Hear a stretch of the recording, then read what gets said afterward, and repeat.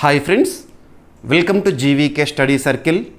ఈ వీడియోలో జూలై 16, 2026కి సంబంధించి వార్తలు నిలిచిన జాతీయ, అంతర్జాతీయ, రాష్ట్రీయ అంశాల గురించి, వార్తలు నిలిచిన వ్యక్తులు, అవార్డులు, పుస్తకాలు, మరి క్రీడా సంబంధిత సమాచారం, ఒక్కొక్క అంశాన్ని వివరంగా తెలుసుకుందాం. అంతకంటే ముందుగా నిన్నటి డైలీ కరెంట్ అఫైర్స్ వీడియోలో అడిగిన ప్రశ్నకి వివరణతో కూడిన సమాధానాన్ని చూద్దాము. సో క్వశ్చన్ వచ్చేసి, ఇటీవల వార్తలు నిలిచిన ఒక హిస్టారికల్ ఇంపార్టెన్స్ ఉన్న టెంపుల్ లేదా టెంపుల్ కాంప్లెక్స్ పైన ప్రశ్నని ఇవ్వడం జరిగింది. ఆల్రెడీ మన డైలీ కరెంట్ అఫైర్స్ వీడియోలో డిస్కస్ చేసిన టాపిక్ని ప్రశ్నగా ఇచ్చాను. ప్రశ్నని మరొకసారి చూడండి. ఇటీవల వార్తలు నిలిచిన ప్రంబనన్ దేవాలయం లేదా ప్రంబనన్ దేవాలయ సముదాయము ఏ దేశంలో ఉంది? ఇది ఎందుకు వార్తల్లోకి వచ్చింది? ఇటీవల వార్తలు నిలిచిన అంటున్నాను. ఏ మంత్లో వార్తల్లో ఉంది? జూలై 2026. ఇక జూలై మంత్ విషయానికి వస్తే 2026 జూలై మంత్లో భారత ప్రధాని నరేంద్ర మోదీ గారి 3 దేశాల పర్యటనని మనం చూసాము. ఆ 3 దేశాల పర్యటన ఏంటి? Indonesia, Australia, New Zealand. ఈ 3 దేశాల అధికారిక పర్యటన, నరేంద్ర మోదీ గారి పర్యటన. ముందుగా ఇండోనేషియాలో పర్యటించారు భారత ప్రధాని గారు. ఈ పర్యటన సందర్భంగా ఈ టెంపుల్ లేదా ఈ టెంపుల్ కాంప్లెక్స్ అనేది న్యూస్లోకి వచ్చింది.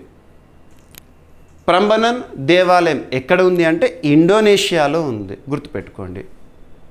ఆగ్నేయాసియాలో హిందూ సంస్కృతి లేదా హిందూ సాంప్రదాయానికి ఒక నిదర్శనంగా ఈ టెంపుల్ని చెప్పవచ్చు.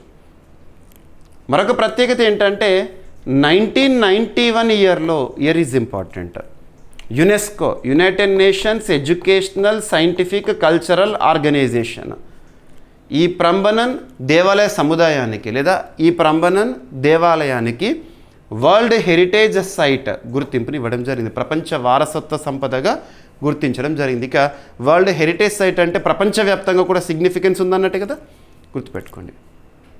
శైవ నిర్మాణ శైలిలో ఉంటుంది.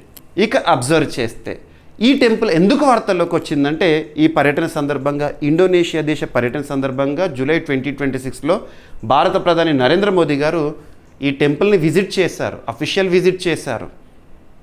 మరియు ఆ సందర్భంగా చేసిన ఒక అనౌన్స్మెంట్ అదేంటంటే ఈ ప్రంబనన్ దేవాలయానికి సంబంధించి, ఈ దేవాలయ సముదాయానికి సంబంధించి పునరుద్ధరణ కార్యక్రమాలకు శ్రీకారం చుట్టారు. భారత సహకారంతో, భారత సాయంతో ఇండోనేషియాలో ఉన్న ఈ దేవాలయం పునరుద్ధరణ కార్యక్రమాలు అనేవి జరగబోతున్నాయి. ఇలా న్యూస్లోకి వచ్చింది. ఓకేనా? సింపుల్గా చెప్పాలంటే కల్చర్ రిలేటెడ్గా టెంపుల్స్ అనేవి రీసెంట్గా చాలా వార్తల్లో ఉన్నాయి. వాటిపైన ప్రత్యేక శ్రద్ధను చూపండి. ఓకేనా? ఇక స్క్రిప్ట్ విషయానికి వస్తే, India to restore Indonesia's Prambanan temple or temple complex. ప్రధానమంత్రి నరేంద్ర మోదీ గారు మరియు ఇండోనేషియా అధ్యక్షుడు ప్రభోవో సుబియాంటో గారు కలిసి ఇండోనేషియాలోని యోగ్యకర్తలో ఉన్న, ఇండోనేషియా దేశం పేరు గుర్తుంచుకోండి, మరి ఎగ్జాక్ట్ లొకేషన్ పైన ఏం ఫోకస్ చేయాల్సిన అవసరం లేదు, ప్రంబనన్ దేవాలయ సముదాయంలో అంతర్జాతీయ పరిరక్షణ పునరుద్ధరణ ప్రాజెక్ట్ని ప్రారంభించారు. ప్రంబనన్ రోరో జోగ్రాంగ్ అని కూడా పిలుస్తారు ఈ టెంపుల్ని. ఇది ఇండోనేషియాలోని అతిపెద్ద హిందూ దేవాలయ సముదాయము, అలాగే ఆగ్నేయాసియాలోని అతిపెద్ద హిందూ దేవాలయ సముదాయాల్లో ఒకటి. ఈ దేవాలయం శైవ సాంప్రదాయ నిర్మాణ కళకు అద్భుత నిదర్శనం అంట. ఆగ్నేయాసియాలో హిందూ సంస్కృతి ప్రభావానికి కూడా ప్రతీకగా నిలుస్తుంది ఈ టెంపుల్. ఇది జావా ద్వీపంలో యోగ్యకర్త ప్రత్యేక ప్రాంతం మరియు సెంట్రల్ జావా రాష్ట్రాల సరిహద్దులో ఉందంట. ఇది వాళ్ళ రీజనల్ హిస్టరీ. మనకు అవసరం లేదు టెంపుల్ సంబంధించి ఎవరు నిర్మించారు ఏంటి అని చెప్పేసి. కాకపోతే కాలం గుర్తుంచుకోండి. నిర్మాణ కాలం వచ్చేసేసి క్రీస్తు శకం 9వ శతాబ్దానికి సంబంధించిన దేవాలయము. ఓకేనా? ఇక 1991లో యునెస్కో గుర్తింపు పొందింది ఈ దేవాలయము. ఇండోనేషియా, మనం కరెంట్ అఫైర్స్లో భాగంగా చాలా టాపిక్స్ని చూస్తున్నాం. ఒక టాపిక్లో భాగంగా ఒక దేశం గురించి చూసినా, ఒక రాష్ట్రం గురించి చూసినా, ఒక సంస్థ గురించి చూసినా, ఒక కూటమి గురించి చూసినా కూడా బేసిక్ పాయింట్స్ అన్నీ కూడా పోటీ పరీక్షల కోణంలో నేర్చుకోవాలి. ఇక ఇండోనేషియా దేశం విషయానికి వస్తే రాజధాని జకార్తా. కానీ ఆ జకార్తా పరిస్థితి ఎలా ఉంది? Because of rise in sea level, సముద్ర మట్టం పెరుగుదల కారణంగా ఇండోనేషియా దేశ రాజధాని మునిగిపోతోంది. కాబట్టి కొత్త రాజధానిని ఇండోనేషియా నిర్మించుకుంటుంది నుసంతరా పేరుతో, ఎత్తైన ప్రాంతంలో. ఇక ప్రపంచంలో అత్యధిక volcanoes, maximum number of volcanoes ఎక్కడ ఉన్నాయంటే ఇండోనేషియా.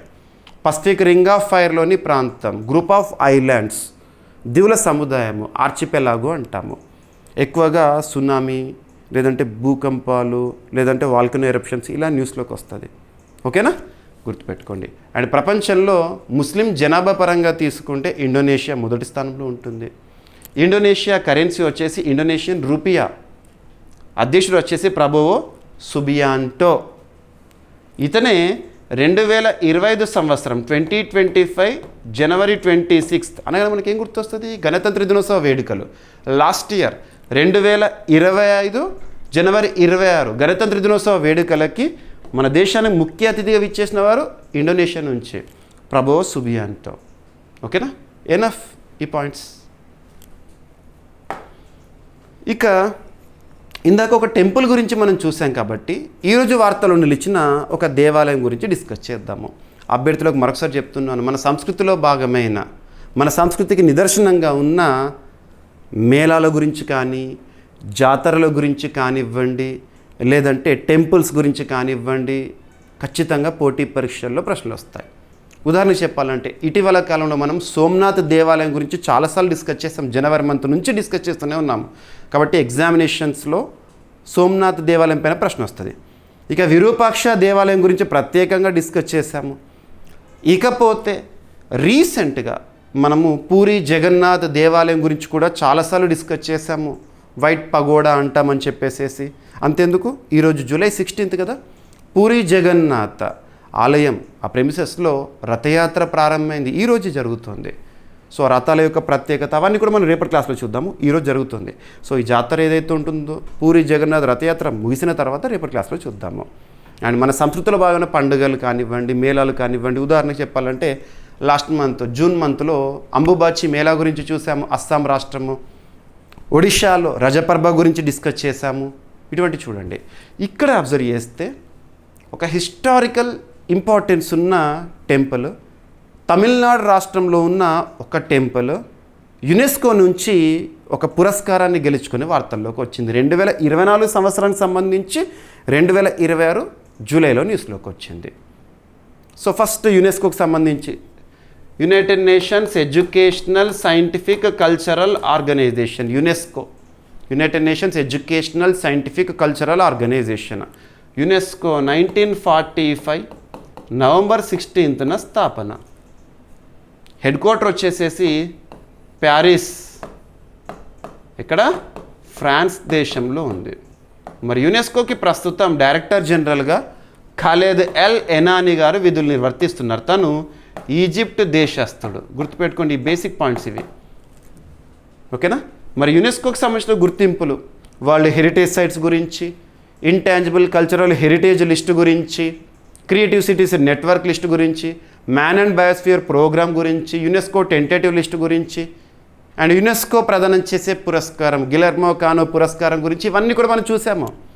ఇక్కడ అబ్జర్వ్ చేస్తే యునెస్కోకి సంబంధించి ఏషియా పసిఫిక్ అవార్డు 2024 పురస్కారాన్ని ఒక టెంపుల్కి ఇవ్వడం జరిగింది, ప్రదానం చేయడం జరిగింది. అది మన భారతదేశంలో ఉంది. ఏంటా టెంపుల్ అంటే తమిళనాడు రాష్ట్రంలోని తుక్కచ్చి టెంపుల్.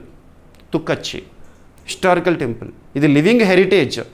లివింగ్ హెరిటేజ్ అంటే చారిత్రాత్మక ప్రాంతం, ఇప్పటికీ కూడా పూజలు పొందుతున్న దేవాలయము తుక్కచ్చి. ఇక పూర్తి పేరు ఏంటంటే తమిళనాడు రాష్ట్రంలోని తుక్కచ్చి అబస్సహాయేశ్వరర్ పేరు గుర్తుంచుకోండి, లేదంటే తుక్కచ్చి అని గుర్తుంచుకోండి.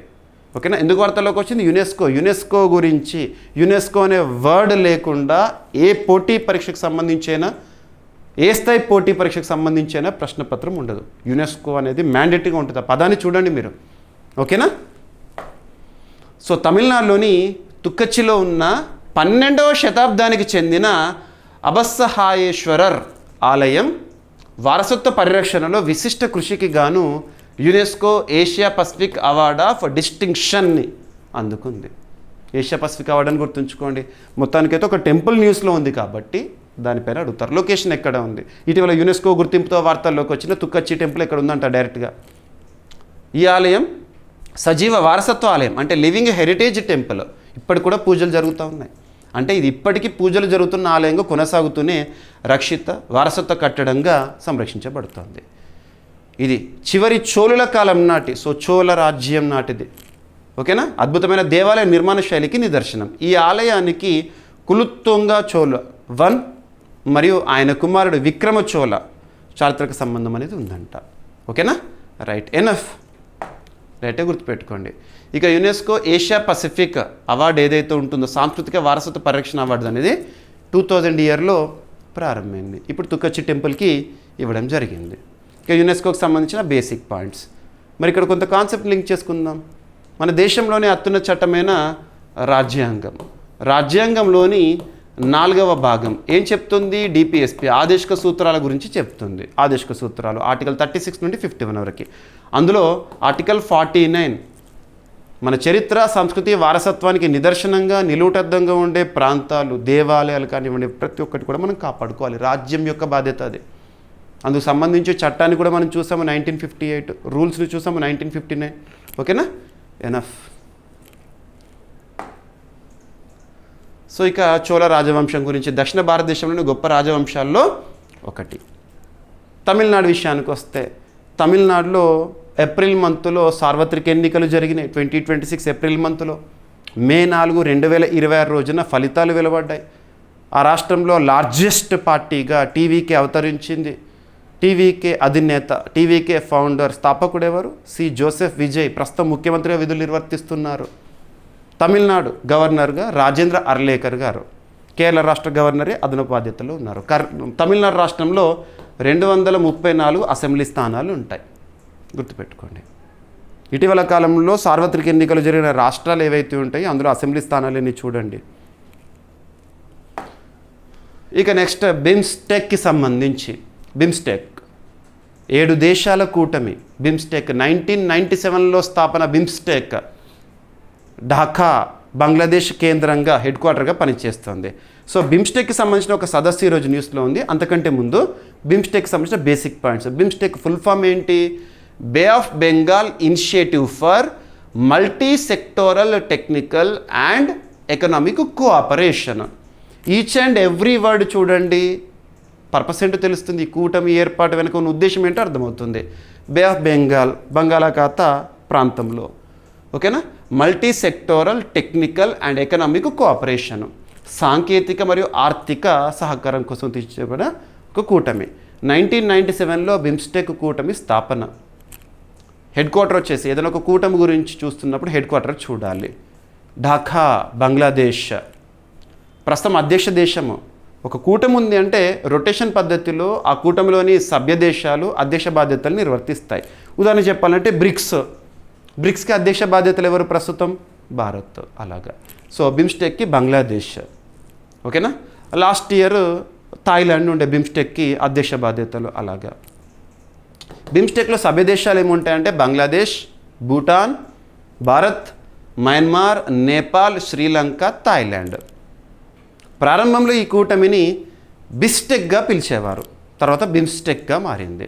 ఓకేనా, ఇక భద్రత, వాణిజ్యం, రవాణా, అనుసంధానం, శక్తి, సాంకేతికత, ప్రజల మధ్య సంబంధాలు వంటి రంగాల్లో సహకారాన్ని ప్రోత్సహించడం కోసమే ఈ కూటమి ఏర్పాటు అనేది జరిగింది.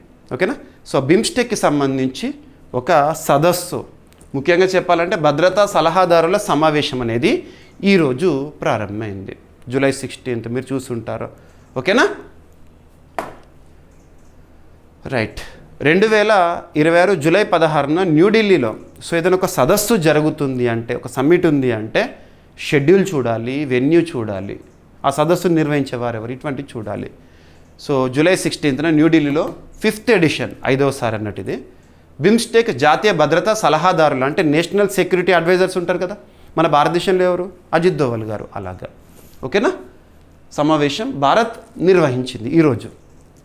ఈ సమావేశంలో ప్రస్తుతం ప్రపంచాన్ని పట్టిపీడిస్తున్న సమస్యల్లో ఒకటి సైబర్ భద్రత, ఉగ్రవాదము, అక్రమ రవాణా అంటే హ్యూమన్ ట్రాఫికింగ్, ఇటువంటివి, అంతర్జాతీయ నేరాలు, ఉపగ్రహ సహకారం వంటి అంశాలపై చర్చిస్తున్నారు. ప్రస్తుతం బిమ్స్టెక్ అధ్యక్ష దేశమైన బంగ్లాదేశ్ కూడా ఈ సమావేశంలో పాల్గొంటుంది. ఓకేనా, ఆ దేశ ప్రతినిధి బృందానికి ప్రధానమంత్రి రక్షణ సలహాదారు ఆ దేశానికి సంబంధించి. ఆ దేశంలో ప్రధానమంత్రి అంటే తారిక్ రహమాన్ గారు. రీసెంట్గా బంగ్లాదేశ్లో సార్వత్రిక ఎన్నికలు జరిగినాయి. ఓకేనా. బ్రిగేడియర్ జనరల్ డాక్టర్ ఏకేఎం షంసుల్ ఇస్లాం నాయకత్వం వహిస్తారు. బంగ్లాదేశ్కి సంబంధించి ఆ దేశ బాధ్యతలు కాబట్టి చూడాలి. రైట్, గుర్తుపెట్టుకోండి. ఇక బంగ్లాదేశ్కి సంబంధించి ప్రస్తుతం అబ్జర్వ్ చేస్తే రాజధాని ఢాకా, కరెన్సీ ఢాకా. అక్కడ అధ్యక్షుడిగా షాబుద్దీన్ గారు ఉన్నారు. ప్రధానమంత్రిగా రీసెంట్ వరకు కూడా మహమ్మద్ యూనిస్ గారు ఉండే, తను నోబెల్ పురస్కార గ్రహీత. తన స్థానంలో రీసెంట్ సార్వత్రిక ఎన్నికలు ముగిశాక తారిక్ రహమాన్ గారు రావడం జరిగింది. ఓకేనా. సో బిమ్స్టెక్ యువ నాయకత్వ మార్పిడి కార్యక్రమం 2026 ఏప్రిల్ 25 to 30 మధ్య భారత్ నిర్వహించింది. బిమ్స్టెక్ దేశాల నుంచి 70 మందికి పైగా యువ నాయకులు పాల్గొన్నారు ఇందులో. ఇక నెక్స్ట్ మరొక అంతర్జాతీయ అంశము, ఇది కూడా ఒక సమావేశము, సదస్సు అని చెప్పచ్చు. అంతకంటే ముందు ఇక్కడ ఒక కమిషన్ గురించి నేర్చుకోవాలి. Codex Alimentarius commission. Codex Alimentarius commission గుర్తుపెట్టుకోండి, very very very important. Codex Alimentarius దేనికి సంబంధించింది అంటారు? అంతర్జాతీయ స్థాయిలో ఆహార ప్రమాణాలకి సంబంధించిందే కోడెక్స్.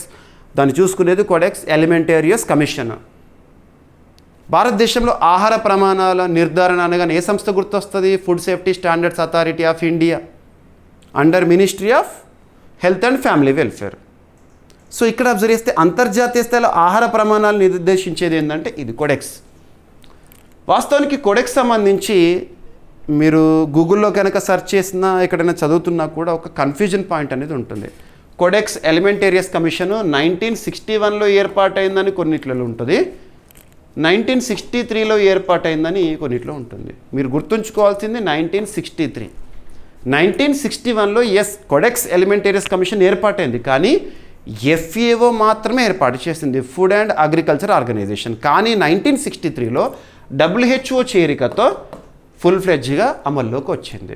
కోడెక్స్ అలిమెంటేరియస్ కమిషన్ని ఏ అంతర్జాతీయ సంస్థలు స్థాపించినాయి అంటే food and agriculture organization FAO, headquarter ఇక్కడ Rome, Italy. Next WHO world health organization, headquarter ఇక్కడ జెనీవా, స్విట్జర్లాండ్. సో ఈ రెండు సంస్థలు, అంతర్జాతీయ సంస్థలు, ఐక్యరాజ్య సమితికి అనుబంధంగా పనిచేస్తున్న ఈ రెండు సంస్థలు కోడెక్స్ అలిమెంటేరియస్ కమిషన్ని ఏర్పాటు చేయడం జరిగింది. మరి కోడెక్స్ అలిమెంటేరియస్ కమిషన్కి సంబంధించి హెడ్ క్వార్టర్ ఎక్కడ అంటే రోమ్, ఇటలీ. ఓకేనా. సో ఇప్పుడు కోడెక్స్ అలిమెంటేరియస్ కమిషన్కి సంబంధించి 49వ సమావేశంలో భారత్ కీలక విజయాన్ని సాధించింది. దీనికి సంబంధించి డైరెక్ట్ పాయింట్ చూస్తే చాలు. స్విట్జర్లాండ్లోని జెనీవాలో జరిగిన 49వ కోడెక్స్ అలిమెంటేరియస్ కమిషన్ సమావేశంలో భారత్ ఒక కీలక విజయం సాధించింది. భారత్ నాయకత్వంలో రూపొందించిన 7 అంతర్జాతీయ ఆహార ప్రమాణాలు, ఫుడ్ స్టాండర్డ్స్ మార్గదర్శకాలను కమిషన్ అధికారికంగా ఆమోదించిందంట. కోడెక్స్ అలిమెంటేరియస్ ఫుడ్ కోడ్ అనేది అంతర్జాతీయంగా గుర్తింపు పొందిన ఆహార ప్రమాణాలు, మార్గదర్శకాలు, ఆచరణ నియమావళిల సమాహారం అంట. ఇది దేశాలు తమ ఆహార భద్రతా చట్టాలను రూపొందించడానికి మరియు సమన్వయం చేయడానికి ఉపయోగించే శాస్త్రీయ ప్రమాణ గ్రంథంగా పనిచేస్తుంది కోడెక్స్ అలిమెంటేరియస్. వినియోగదారుల ఆరోగ్య పరిరక్షణ, ఆహార వాణిజ్యంలో నాణ్యమైన పద్ధతులను ప్రోత్సహించడము, అంతర్జాతీయ వాణిజ్యాన్ని సులభతరం చేయడము కోడెక్స్ ప్రధాన లక్ష్యాలు. ఎనఫ్. ఓకేనా.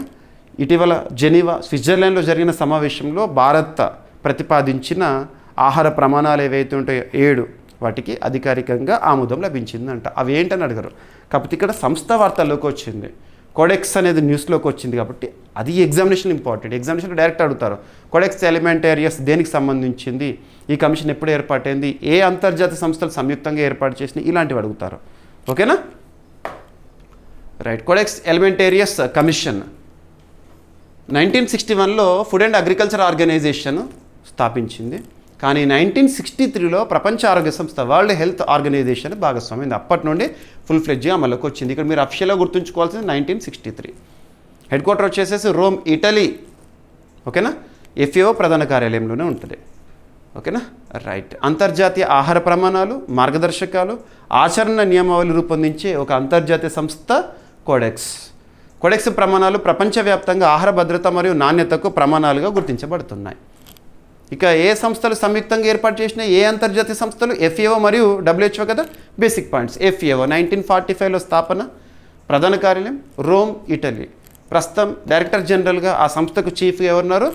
Queue Dongyu. ఇతను లాస్ట్ మంత్ జూన్ మంత్లో కూడా న్యూస్లో ఉన్నారు. ఎందుకు అంటే భారత ప్రధాని నరేంద్ర మోదీ గారి ఇటలీ దేశ పర్యటన సందర్భంగా ఒక ప్రతిష్టాత్మక మెడల్ని ఇవ్వడం జరిగింది, అగ్రికోలా మెడల్. FAO గుర్తుంచుకోండి. ఇక world health organisation April 7th 1948 స్థాపన, స్విట్జర్లాండ్ జెనీవా కేంద్రంగా పనిచేస్తోంది. ప్రస్తుతం ఈ సంస్థకి డైరెక్టర్ జనరల్గా టెడ్రస్ అదనం గారు విధులు నిర్వర్తిస్తున్నారు. తను ఇథియోపియా దేశస్థుడు. ఇక నెక్స్ట్, ఇటీవల కాలంలో మనం చూస్తున్నాము వెస్ట్ ఏషియా లేదా పశ్చిమాసియా అశాంతికి అడ్డగా మారింది. Iran versus Israel and America. ఈ సంక్షోభ పరిస్థితులు, ఈ యుద్ధ పరిస్థితుల్లో ప్రపంచమంతా కూడా ప్రభావితమైంది. చమురు రవాణా, హార్ముజ్ జలసంధి, పర్షియన్ గల్ఫ్, ఒమన్ గల్ఫ్ ఇవి తరచు వార్తల్లోకి వచ్చినాయి.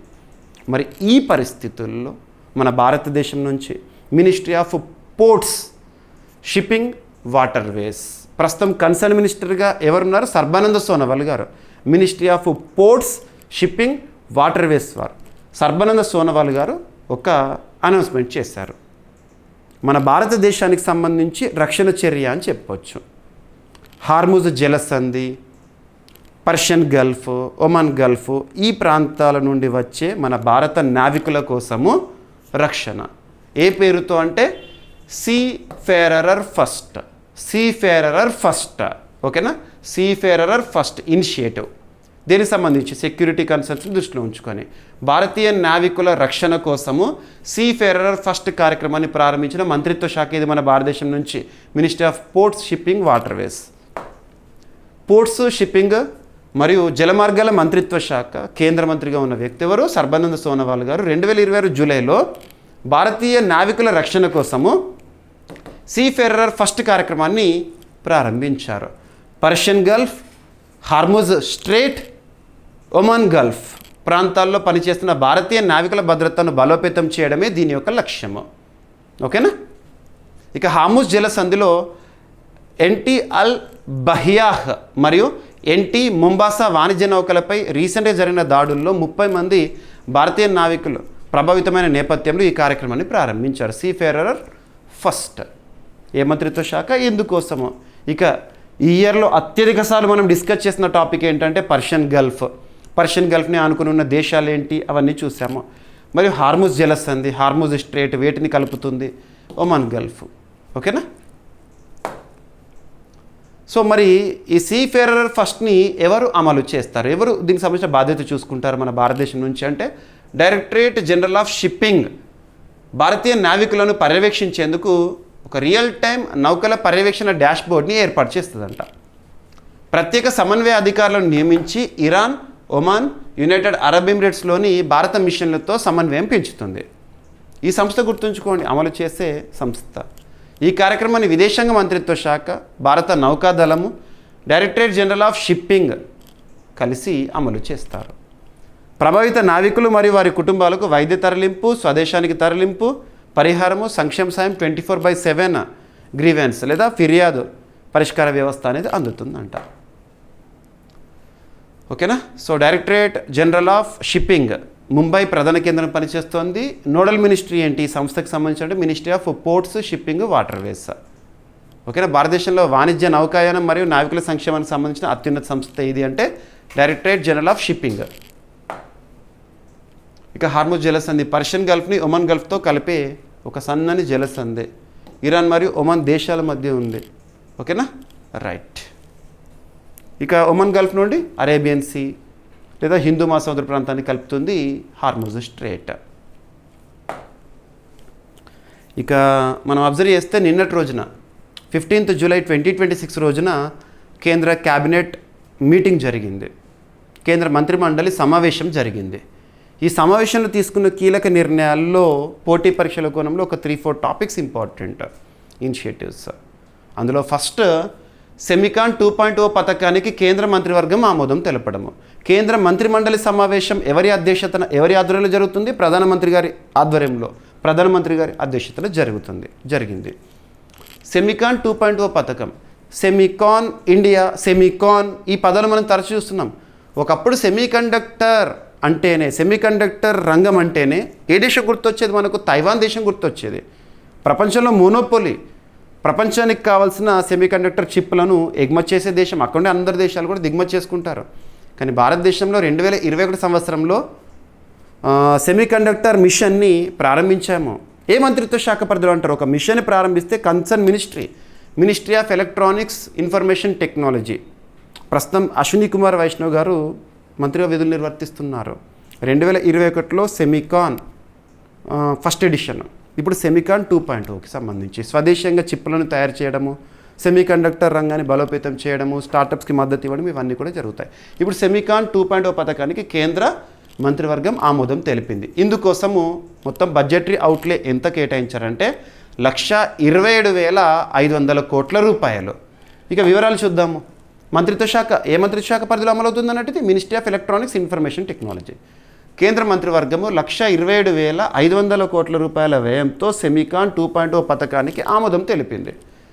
ఈ పథకం ద్వారా భారతదేశంలో సెమీకండక్టర్ రూపకల్పన మరియు తయారీ వ్యవస్థను బలోపేతం చేసి దేశాన్ని ప్రపంచ సెమీకండక్టర్ కేంద్రంగా తీర్చిదిద్దడమే లక్ష్యము.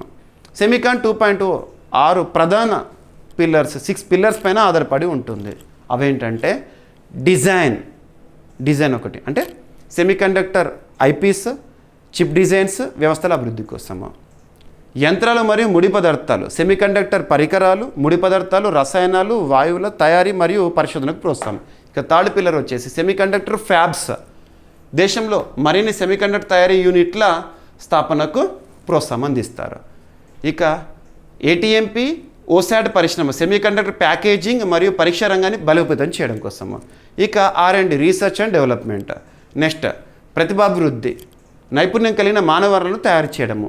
ఈ సెమికాన్ 2.0 6 పిల్లర్స్ పైన ఆధారపడి ఉంటుంది, గుర్తుపెట్టుకోండి. ఇదంతా కూడా ఇచ్చాను. Design, machines and materials, setting up more fabs, further strengthening ATMP and OSAT industry, talent development మరి రీసెర్చ్ అండ్ డెవలప్మెంట్. 6 పిల్లర్స్ గుర్తుంచుకోండి, అడుగుతారు.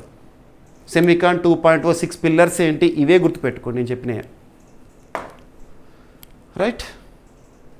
ఈ పథకం ఆర్థిక వృద్ధి, సరఫరా వ్యవస్థ బలోపేతం మరియు కీలక సాంకేతిక రంగాల్లో భారత్కు నాయకత్వం అందించడంలో దోహదపడుతుంది. ఇక నెక్స్ట్ మరొక ఇనిషియేటివ్, స్వదేశీ చిప్లతో డ్రోన్ల అభివృద్ధికి ministry of electronics and information technology NIDAR 2.0ని ప్రారంభించింది. ఇక్కడ నిడార్ 2.0 అంటే ఏంటంటే national innovation challenge for drone application and research. The dependency on drones is increasing nowadays. మానవరహిత విమానాలపైన ఆధారపడడం అనేది పెరుగుతుంది. ప్రతి రంగంలో కూడా వాటి యొక్క ఆవశ్యకత ఏర్పడుతుంది.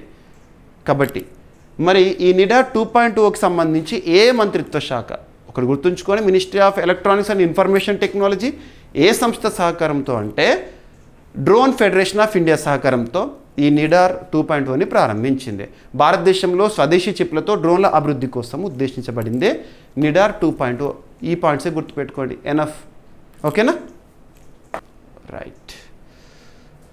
సో నిడార్ 2.0ను ఎవరెవరు అమలు చేస్తారు? లక్ష్యం ఏంటి? స్వదేశీ డ్రోన్ సాంకేతికత, ఎలక్ట్రానిక్స్ మరియు సెమీకండక్టర్ ఆధారిత ఆవిష్కరణలు ప్రోత్సహించడమే ఉద్దేశము. ఇక స్పోర్ట్స్ రిలేటెడ్గా మనం డైలీ కరెంట్ అఫైర్స్ వీడియోలో జూలై 9th రోజున ఒక టాపిక్ని డిస్కస్ చేశాము. జూలై 8th సౌరవ్ గంగూలీ జన్మదినం సందర్భంగా ఐసీసీ నుంచి ఒక ప్రకటన వచ్చింది. 2026 సంవత్సరానికి గాను హాల్ ఆఫ్ ఫేమ్ జాబితాలో మన భారతదేశం నుంచి సౌరవ్ గంగూలీకి చోటునిచ్చారు. హాల్ ఆఫ్ ఫేమ్ అనే ఒక ఇనిషియేటివ్ని ఐసీసీ 2009లో పరిచయం చేసింది. ఫస్ట్ ఆఫ్ ఆల్ ఐసీసీకి సంబంధించిన basic points. International cricket council అంతర్జాతీయ స్థాయిలో క్రికెట్ క్రీడను నిర్వహిస్తుంది, నియంత్రిస్తుంది.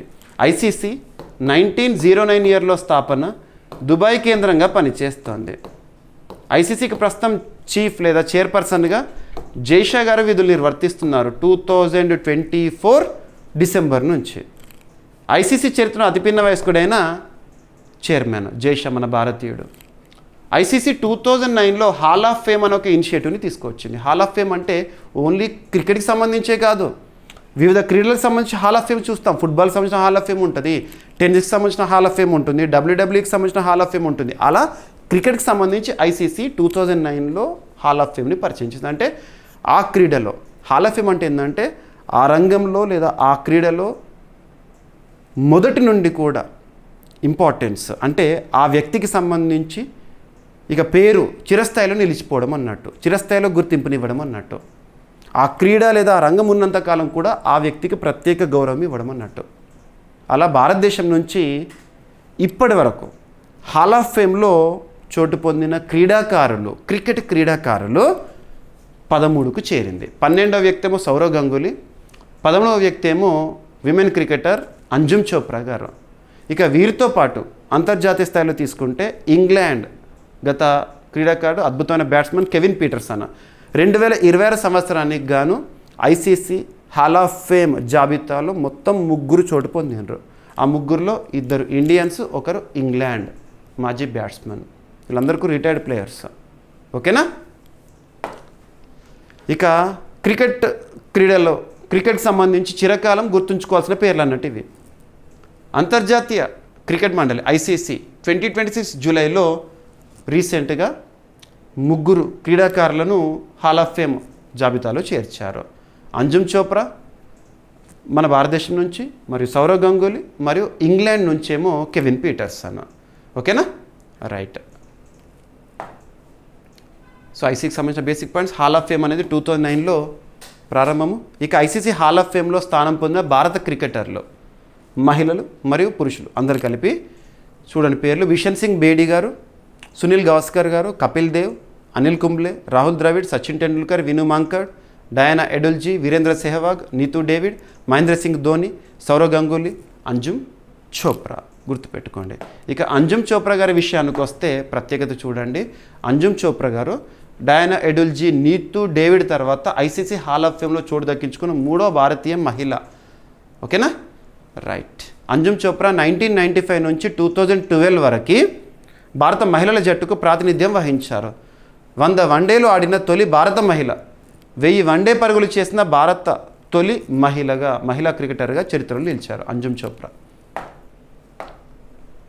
ఇక క్రీడలకు సంబంధించి మరొక అంశము, అంతర్జాతీయ ప్రాముఖ్యత ఉన్న ఒక టోర్నమెంట్ ఏషియా అండర్-23 అథ్లెటిక్స్ ఛాంపియన్షిప్ 2026లో భారత్కు 4వ స్థానం వచ్చిందంట.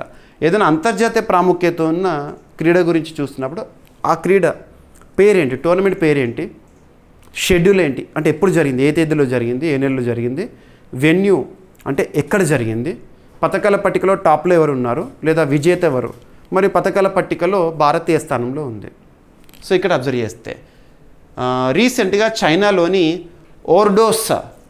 ఓర్డోస్ వేదికగా జరిగిన ఆసియా అండర్-23 అథ్లెటిక్స్ ఛాంపియన్షిప్లో భారత్ పథకాల పట్టికలో 4వ స్థానాన్ని కైవసం చేసుకుంది. అందులో మొత్తం పథకాల్లో భారత్ 3 స్వర్ణ పథకాలను, 4 రజత పథకాలని, 9 కాంస్య పథకాలను సాధించింది.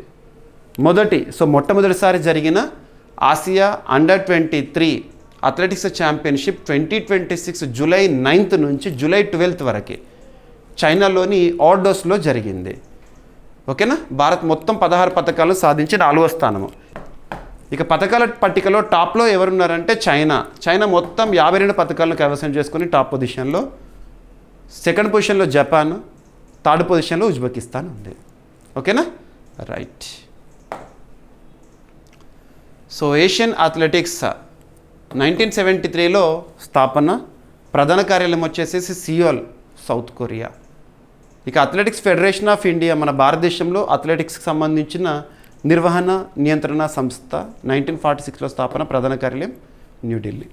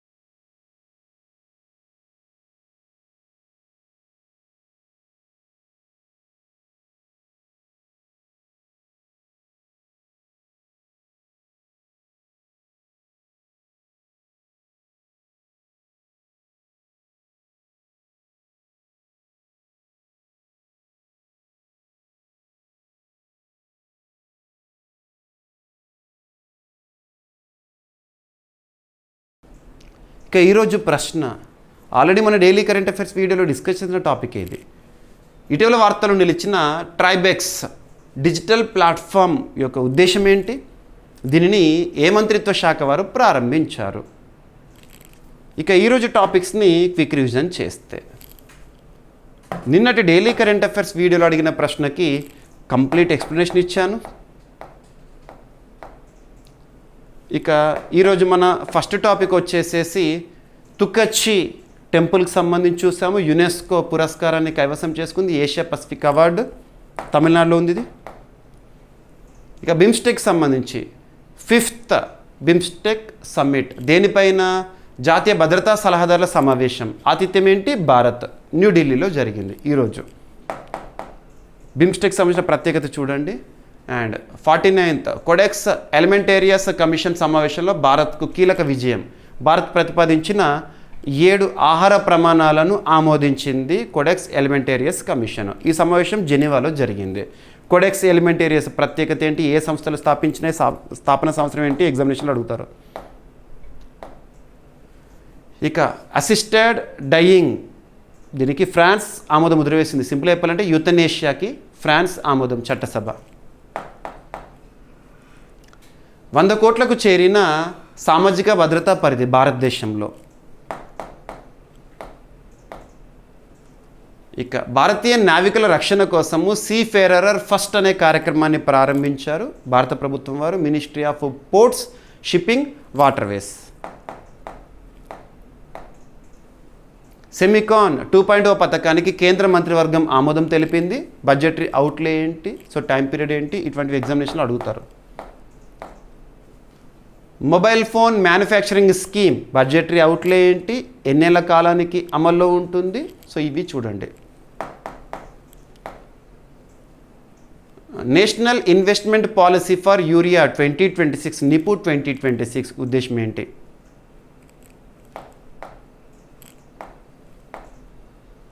ఇక NIDAR 2.0 ministry of electronics and information technology మరియు డ్రోన్ ఫెడరేషన్ ఆఫ్ ఇండియా సంయుక్తంగా నిడార్ 2.0 అమలుకు సంబంధించి ఉద్దేశం ఏంటి? ఇక ఆంధ్రప్రదేశ్ రాష్ట్రానికి సంబంధించి జూలై 11న మనం చూసిన పిల్లలే సంపద అనే ఒక కార్యక్రమం అమల్లోకి రావడం జరిగింది. అంతర్జాతీయ అంతరిక్ష కేంద్రానికి చేరుకున్న అనిల్ మీనన్ గారు భారతీయ మూలాలు ఉన్న వ్యక్తి. ఇక అంజుమ్ చోప్రా, కెవిన్ పీటర్సన్కి ఐసీసీ హాల్ ఆఫ్ ఫేమ్ గౌరవం. ఈ సంవత్సరం ఐసీసీ హాల్ ఆఫ్ ఫేమ్లో 3 క్రీడాకారులు ఎవరు? ఆసియా అండర్-23 అథ్లెటిక్స్ ఛాంపియన్షిప్ 2026 చైనాలో జరిగింది. పథకాల పట్టికలో టాప్లో చైనా ఉంది, భారత్ పథకాల పట్టికలో 4వ స్థానము. మొదటి మహిళల డెఫ్ T20 అంతర్జాతీయ క్రికెట్ సిరీస్ను గెలిచిన భారత్. శ్రీలంకలో జరిగింది సిరీస్, 5 మ్యాచ్ల సిరీస్, T20 మ్యాచెస్, శ్రీలంక ఓడిపోయిన జట్టు. ఓకేనా? విమెన్స్ T20 ఇంటర్నేషనల్ డెఫ్ సిరీస్. ఇక ఈరోజు ప్రశ్న, ఇటీవల వార్తలు నిలిచిన ట్రైబెక్స్ డిజిటల్ ప్లాట్ఫామ్ ఉద్దేశం ఏంటి, దీనిని ఏ మంత్రిత్వ శాఖ వారు ప్రారంభించారు? అభ్యర్థులు ప్రతిరోజు మన డైలీ కరెంట్ అఫైర్స్ వీడియో చూడండి, మీకు ప్రతిరోజు అందిస్తున్నాను. ఎక్స్ప్లెనేషన్ అంతా విన్న తర్వాత మన CA 360 కోర్స్లో, so GVK study circle app, మన యాప్ని ఇన్స్టాల్ చేసుకోండి, జీవీకే స్టడీ సర్కిల్. ఇందులో CA 360 కోర్స్, CA 360 2026 కోర్స్లో ప్రతిరోజు కూడా పీడిఎఫ్ని అప్లోడ్ చేస్తున్నాను. ఈ క్లాస్లో నేను ఏదైతే ఎక్స్ప్లెనేషన్ ఇచ్చానో అదంతా కూడా స్క్రిప్ట్ రూపంలో ఉంటుంది. ఒకటి తెలుగు అభ్యర్థుల కోసం తెలుగులో ఉంటుంది, ఇంగ్లీష్ మీడియం అభ్యర్థుల కోసం ఇంగ్లీష్లో ఉంటుంది. డౌన్లోడ్ చేసుకొని చదవండి. ఇక ఏమైనా మిస్లీనియస్ టాపిక్స్ ఉన్నాయనుకోండి, నో నీడ్ టు వరీ, రేపటి క్లాస్లో జోడించి డిస్కస్ చేద్దాము. రేపు మళ్ళీ కలుద్దాం. Thank you.